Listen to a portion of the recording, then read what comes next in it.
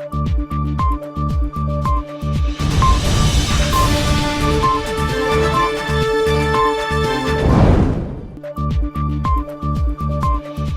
back, friends, to the second episode of Complete Booster Network.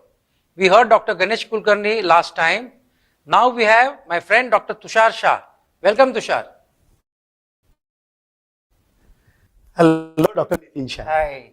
So as we know, Dr. Tushar Shah is an MD and an LLB, and is a director of the Department of Clinical Research at the KGP Child Hospital in Vadodara. He is also the president-elect of the Association of Pediatric Gujarat for the year 2023. He has been several times the past member of the National Executive Board of the IAP as well as at the AOP. He is currently the chief consultant at the Navkar Children's Hospital in Vadodara, and he has edited a very exciting book on adult immunization in office practice. And today Dr. Tushar will take us to the journey of waning immunity and its associated risk. So Dr. Tushar, we are very excited to hear from you. What are the risks associated if there is waning immunity and you don't give boosters? So over to you, Tushar. Thank you. Thank you, sir. It is wonderful to be introduced by a stalwart in the field of vaccinology. It's a proud privilege to be here on this Complete Booster Network, and we'll straight away go to our presentation. So let us start with the presentation.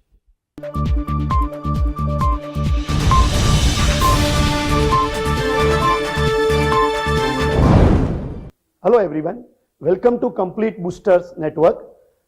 As we are discussing the need for a school entry booster, the topic of today's discussion is waning immunity and its associated risk. Let us start this session by understanding the circulation of pertussis in the pre-vaccination era. Here we will try to understand how was the circulation of pertussis in different age group and the herd effect related to it. Friends, in the pre-vaccination era, that is before 1940, before the DPT vaccine was introduced in US, the main susceptible population was children. And by the time they become adult, they had that herd immunity. Therefore, adults and adolescents were having herd immunity, and the herd immunity was boosted by repeated infections they would naturally acquire through the community or through the population.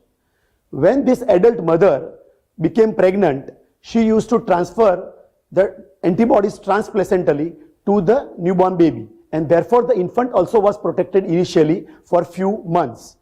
As gradually the immunity fades, and then as children, this immunity would go down, and therefore they were susceptible. These children would get infection because of the waning maternal antibodies, and since there were no vaccines available at that time.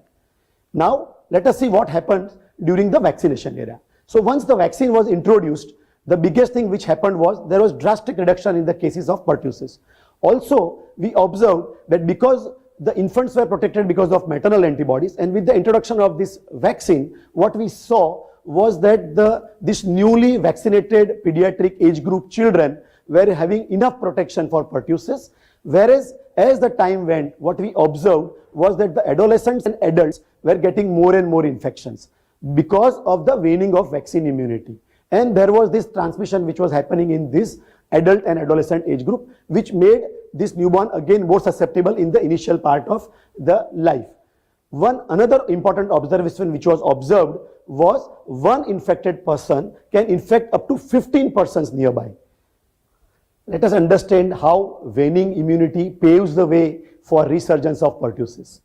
So one of the important observations was that one of the major reasons for resurgence of pertussis is the waning immunity from the vaccination. And it is observed that as the time passes, the immunity gradually wanes, and therefore this age group of children or adolescents or young adults have this high circulation of pertussis among the vaccinated population of older siblings, which put this 0 to 6 month infant at a higher risk because they are too young to be completely vaccinated by this age time. We also need to understand in this slide that at-risk population within the household, how they behaved. And we know that pertussis, which is typically known as whooping cough, is one of the commonest, highest spreading infection which affects all the age groups, and it is highly contagious. We know that most of the time, the severe and fatal pertussis occurs in infants. But friends, let me tell you that these serious manifestations can occur in older children and adults also with underlying specific conditions. These at-risk specific high-risk health conditions are asthma, chronic obstructive pulmonary disease, obesity, immunodeficiency, and smoking. Friends, in this slide, we are trying to evaluate the circulation of pertussis within the household. And this is a prospective study, a population-based study, a nationwide study, which was conducted with an objective to identify which household members have the highest possibility of introducing pertussis to an infant, which was done in Netherlands. This study duration was from 1st February 2006 to 30th November 2008. And here, the infants under 6 months of age who were hospitalized with either B. pertussis or B. parapertussis infection, their household members or their contacts were studied and were analyzed with a fixed set of, were interviewed with a standard questionnaire. And this questionnaire contained some demographic details, contained the history of pertussis, vaccination history, their cough contacts, their other symptomatology in last 2 months, and their work details also. And here it was observed that and the endpoint which was considered for whether they were positive or not was a pertussis which was positive either on PCR culture or serological test, which came positive in this context also. And it was observed in this group that the commonest people who got responsible for transmitting this infection to this newborn or to this infant, the commonest of them were the siblings who were to the tune of 41%, the mothers who were to the tune of 38%, and the father who was to the tune of 17%. So the outcome of this study showed that mother played an important role in transmission to the tune of 38%, and siblings were found to be the main source of infection in these infants to the tune of 41%. It was also concluded in this study that if immunity to pertussis in parent is maintained or boosted, then 35 to 55% of infant cases could be prevented, which is, I think, huge. It is very important point to notice that a significant percentage of children again become susceptible to a typical pertussis around 1 to 3 years after vaccination, with either whether you use a whole cell vaccine or a cellular vaccine. So it is very, very important to note that the boosters are important. Again, when we have discussed about pertussis, let us now look at what happens with diphtheria, and especially how it acts when there is immunity which is waning for diphtheria and there is resurgence of diphtheria. The data suggests here from this Muller-Kerr data that the higher median age in case are susceptible, that is the school age children and adolescents become susceptible. And again, the susceptibility of the school age going children and adolescent is mainly was observed because of the low coverage of diphtheria vaccine and also because of the waning of immunity. As per this case report in 2020, which was published in Journal of Family Medicine and Primary Care, which shows that there was a possible resurgence of diphtheria as has been observed in the state of Karnataka in India. And here also it was mainly observed because of the lack of awareness, because of lack of immunization coverage, and because of there were inadequate appropriate interventions, and there was issues with laboratory diagnosis. So we know that there are intermittent outbreaks of diphtheria in India. So let us understand the statistics of outbreak of diphtheria in India. So between 2001 and 2015, we saw that half of the global burden of diphtheria cases was attributed to our country, India. As per Central Bureau of Health Intelligence, between 2005 and 2014, India reported 41,672 cases of diphtheria and 897 deaths related to it. And 10 states contributed to 80% of this burden. As you can see in this chart, it is showing the trend of diphtheria cases as reported globally and from India between 1980 to 2015. As per WHO, the number of cases declined nearly from 100,000 cases of diphtheria in 1980 to 2,500 cases in 2015. And all this was possible because of effective immunization programs, which has helped in decreasing the incidence of diphtheria globally. Now, the problem of diphtheria resurgence is not only in our country, but is also found in our neighboring countries like Thailand. So when we look at this data of diphtheria cases from outbreak in northeastern Thailand between June 2012 and January 2013, what we can see or what was observed was that there were total number of 38 cases as has been detected, with another probable case 5, and it was also observed that there were carriers who were responsible for infection in these cases to the tune of 93. And friends, let me tell you that the important finding was that this typical age group, the majority of these patients were between the age group of 15 to 44 years. And the reason for this resurgence again was of waning of vaccine-induced immunity and decreased opportunity to acquire natural immunity. Here in this same observation or same data, it was reported that there were some sporadic cases of diphtheria which were observed under the age of 15 years, and that was mainly because of inadequate opportunity to get vaccines because of the low socioeconomic condition. And friends, another important point which was observed was that this DPT vaccine along with hepatitis B, which was given as 2, 4 and 6 months, a booster of DPT which was given at 18 months and a 4-year, and a TD booster which was given at 12 years. And in spite of this, we are seeing such a number of cases, and that all probably is because of waning of immunity which keeps happening even in our neighboring countries. So that brings me to a very, very important suggestion, and which WHO also has recommended. The WHO says that people living in low endemic and non-endemic areas need a booster dose every 10 years to maintain a lifelong protection. After discussing pertussis and diphtheria, that brings us to a very, very vital and important topic, and we are going to discuss polio.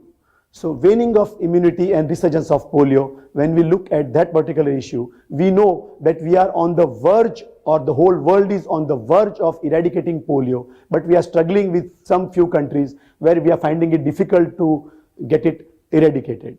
So friends, various studies gave us some evidence which we need to understand. The evidence of increased susceptibility with waning immunity can be obtained by studying antibody patterns and relationship between antibody levels and protection against infection. Also, it is important to understand that evidence of increasing contagiousness with waning immunity can be obtained from oral polio vaccine challenge study that showed that people with prior WP wild polio virus infection around 40 to 50 years earlier excrete as much virus as completely susceptible persons do. And also it was observed that elderly persons having an association of excretion among previously vaccinated adults with antibody levels and recently immunized children who excreted significant quantity of wild polio virus. Thus, it is important that while the global polio eradication initiative strives to eliminate polio from the world, waning immunity poses a huge challenge even for polio eradication, and that is the reason why we need to understand the need for boosters.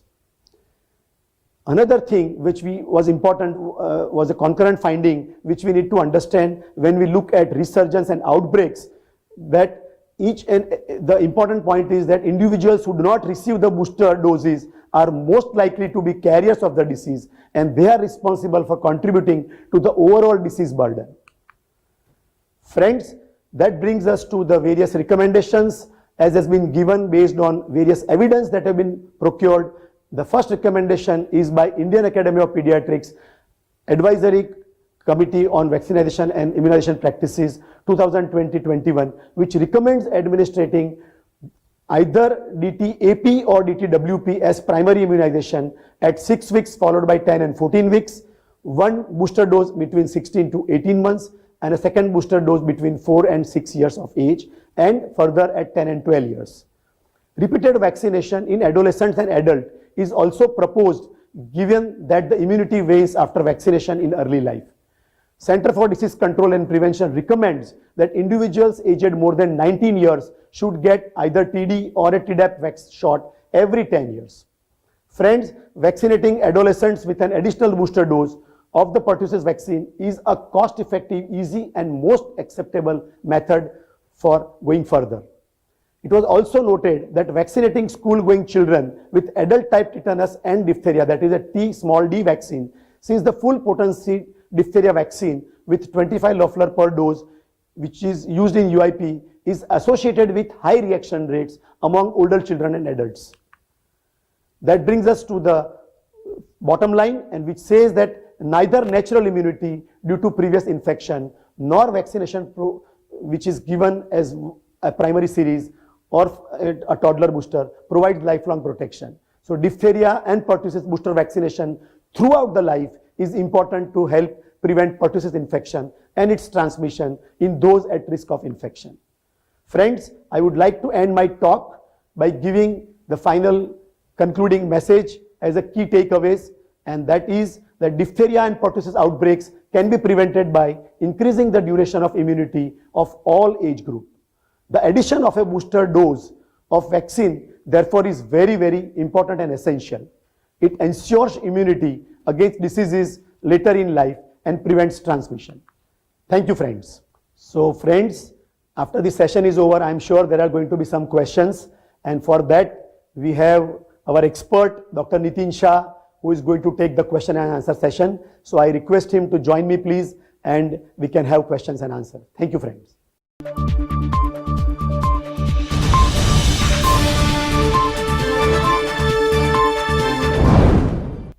So Dr. Tushar, that was a brilliant talk by you, and you brought out various issues of waning immunity and what are the associated risk factors. So I want to ask you one question, that many of the adults are actually exposed to subclinical infection in their lives. So is that immunity boosting because of natural booster is not enough to see them through? So when we look at this natural infection, the immunity achieved is suboptimal, and therefore there is definitely need for primary vaccination also, and for a toddler booster and a school age booster. So the immunity that is achieved by natural infection is not sufficient to give protection enough for life. Correct. So that also explains us that there are various outbreaks in highly vaccinated population that you see once the vaccine coverage is so strong that actually there might be no chance of natural boosting, and you need to keep on boosting them by giving various boosters. So then that brings us to the question as to which is this age group, or which are the people who are at risk of developing a breakthrough infection because they have missed their boosters. Right. So especially when they have missed a toddler booster, these toddlers, and when they miss a school age boosters, these young children and adolescents are at a very high risk of getting a pertussis infection, especially when they miss their boosters. So it is very, very important to make sure that the boosters are given at right time to avoid, because of this waning immunity, the problem arises when they are not getting the boosters. Yeah, and I think you very rightly brought out that the various diseases can go out of hand because of waning immunity if the boosters are not given in time. So let's discuss some of this outbreak that have happened in vaccinated population. Let's start with, say, pertussis. So as I said, Dr. Tushar, the world actually experienced a lot of outbreaks of pertussis in 2010-11 onwards, especially in the Western countries, which also have a huge network to have pertussis surveillance. And when these countries were studied, it was believed that it is because of the switch to AP vaccine that led to outbreaks, and the pressure was put on as to whether WP is better than AP. So I think I will ask you one question as to what is your thought about this AP versus WP? That controversy is going on for last almost 10 to 20 years now. Yeah, so from those California data, it was said that because of AP vaccine which was used in their routine schedule, they found that there was high incidence, or there were outbreaks of pertussis which were reported from that country. But it was observed that in various other countries where even WP was used as a vaccine in a primary series, there were enough outbreaks. So this gives us an evidence to say that whether you use a AP based triple vaccine or a WP based triple vaccine, the incidence of these outbreaks have remained the same. So it is irrespective of WP or AP, but the main thing is that there is waning of immunity, and over a period of time, if you don't give any optimum boosters, there is a high chance of having outbreaks of pertussis. Correct. So that's very rightly. I think in one of your slides I saw where you brought out this point that there is a lot of asymptomatic transmission in vaccinated population, especially where you are using AP vaccine, because AP vaccine may not lead to what we call sterilizing immunity. So what is your thought about this? And that also brings to the point that it's only the susceptibles who will get the pertussis because of transmission ongoing. So again, the point that you need to give timely boosters to prevent this type of mishaps. So even asymptomatic individuals who get subclinical infections are also likely to transmit these infections to others because they are harboring this infection and they can become the reservoirs of infection. So we need to understand that again, these boosters are very, very important to make sure that whether a person is asymptomatic or symptomatic, they are likely to transmit, and it is irrespective of which vaccine we use again. Correct. I think let's discuss the next disease besides pertussis is diphtheria, and I think that's very scary because not only it has a high morbidity but also has significant mortality. And in one of your slides in a study, you showed that there were diphtheria outbreak in Thailand where there were probably more than 40 cases. So what's your thought about diphtheria boosting, especially the recommendation that you should now replace tetanus toxoid with at least the TD vaccine, if not Tdap vaccine. So what's your message on that? So there also it is observed that after 2008 in Thailand, as per their national health policy, they are having a DPT wholesale vaccine along with hepatitis B at 2, 4 and 6 months, and they are having booster at 18 months and 4 years, and also a TD vaccine at around 12 years. In spite of that, what we saw during in that study, which was shown as outbreak reported from northeastern Thailand, it was seen that there were almost 40 confirmed cases and 5 probable cases with some reservoirs in the form of almost 93 cases. And this showed that there is definite waning of immunity and we need to keep up boosting the vaccines, and we need to use either a TD or a Tdap vaccine to boost up even further in the age group of 15 years and above also. Correct. So I think that also brings to one of the studies that I had read long back was what is known as the mother of all diphtheria outbreaks. And in USSR between 1991 1996, 5 years where the USSR broke into the independent common states, there occurred a huge outbreak of diphtheria affecting more than 150,000 cases, and almost 66% of these cases were in people who are more than 15 years. And these are the people who were displaced that time because of the social problem which happened when the USSR broke, and of course there was a problem of vaccine coverage in children. So I think all these outbreaks definitely make us alert that if you have not taken your timely booster, then you can develop this type of deadly disease even as adult and not only as children. And that brings to the third disease, that is polio. And of course, fortunately, the world is seeming to be polio free except 2 countries of Afghanistan and Pakistan which still have WP, that is wild polio. Most of the other parts of the world is polio free, but we can never have sigh of relief till the entire world is polio free for at least 3 years and is certified polio free. And there have been cases of even adult polio, I believe, Dr. Tushar. Any idea about that? And I remember Tajikistan outbreak, which was really a horrible outbreak that happened, including adult polio cases. So yeah, so there are, because of importation of cases, what we see is that all those countries who have successfully been able to eradicate the disease from their country are always at a risk of getting this polio cases because of waning of immunity and because of importation of cases from the neighboring countries. So as you rightly said, Tajikistan and even few other countries had adult cases of polio, and in fact outbreaks with huge number of cases, and that's a risk always to a country like India with a huge demography where we are really worried about getting cases because of importation from our neighboring countries, as you rightly said, like Pakistan and Afghanistan, who are still harboring wild polio cases as of now.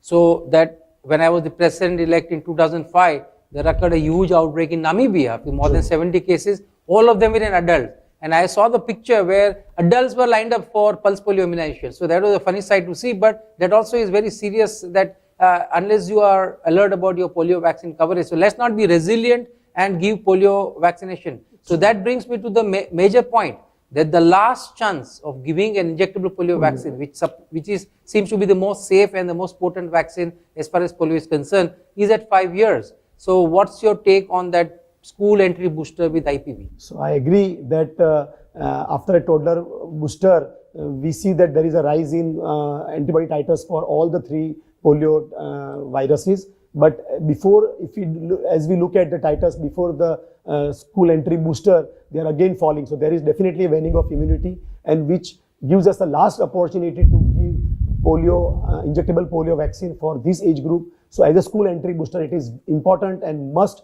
to make sure that we give IPV booster along with DT, the AP booster, and that is the reason, and that is the main thing which will help us to have boosting of immunity for the coming years to come. I think this is a very important point for the viewers, that your last opportunity on paper as a licensure for the age is 5 years for the IPV, and do not miss the second booster, that is school entry booster as we call, which is with IPV, because after that any use of IPV will be off label. It doesn't mean that you can't use it, but it will be off label. So do make a note of this, that it's your last chance to use IPV by giving the booster containing an IPV vaccine. Now, before I wind up this question answer, Dr. Tushar, two important points. Number one, a lot of parents and grandparents come to us saying that they are going to visit USA or Australia to visit a newborn baby to be born or is already born, and they are advised to take a Tdap type of vaccine. And I believe that's something known as cocooning strategy. So can you throw a brief light on what is this cocooning strategy? Is it failed or is it worked? True. So it's a very important strategy wherein we are trying to give protection to this newborn child, or and by trying to make sure that all the people who come in contact with that child, which includes the parents, grandparents, health workers, or any household contacts, should be given a Tdap vaccine to make sure that they have enough protection against all these diseases, so that the newborn child does not get exposure to these diseases. Otherwise there is a huge risk of this newborn child for the initial age group before the child receives his first DPT containing vaccine. So here we are trying to give protection to this newborn child, and this strategy of giving protection by giving vaccination to the people who come directly in contact with their child is known as a cocooning strategy. Correct. So I think I'll wind up by saying that there is a need to give booster for most of the vaccine preventable diseases from time to time as per the recommendation by national and international agencies, so that you don't only suffer from these diseases as a child, but you also do not suffer from these diseases as an adult. And that's why, as far as tetanus and diphtheria is concerned, I have a strong fervor view that no one should use TT, should at least use a TD with a small capital T and small d type of component containing vaccine. And there are several agencies which also recommend to give a decennial, that is every 10 years, a booster of TD or Tdap type vaccine, so that you have a maintenance of immunity against tetanus and diphtheria, which are dreaded disease. So friends, I'm sure you would have enjoyed this episode of what happens when you have waning immunity, for which there is enough evidence, and the risk associated, which of course Dr. Tushar very well brought out in his presentation, that you can have a risk of getting one of these vaccine preventable diseases, not only for children who have missed the dose, but even an adult if they miss the school entry or the adolescent dose. So thank you very much everyone, and do join us for the next episode of this exciting talk show.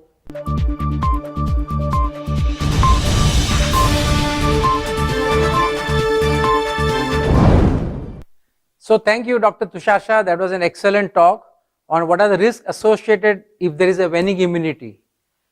You showed us some 4 or 5 different studies of great importance. You showed us that if there is waning immunity, how pertussis outbreaks can happen, that we saw almost in 2010 to 2012. You also showed us different countries where diphtheria outbreaks have happened, and when these diphtheria outbreaks happen, many times it also affects adults, and that is a very clear sign of waning immunity. And you also showed us that polio can also go out of hand. You also showed us that in India, we are contributing to almost 50% of the diphtheria cases happening globally, especially in the last few decades, and that may be because our vaccine coverage is not great, and also because of the waning immunity, which is so evident by the studies where it showed that almost 7 to 8 out of 26 studies that were looked at showed that the diphtheria cases were happening in young adults and adolescents. So this all brings us back to the same point, that we need the booster, especially the school entry booster, which will help us to tide over this crisis of getting these breakthrough diseases in otherwise highly vaccinated population. And for this, the need for the booster and the problem of the waning immunity has been very well highlighted in your talk. Now friends, we are having the next theme of this complete booster network, and the next theme will be immune protection with school entry booster. how long and how strong. So please do join us for the next episode of CBN, that is your complete booster network. Thank you.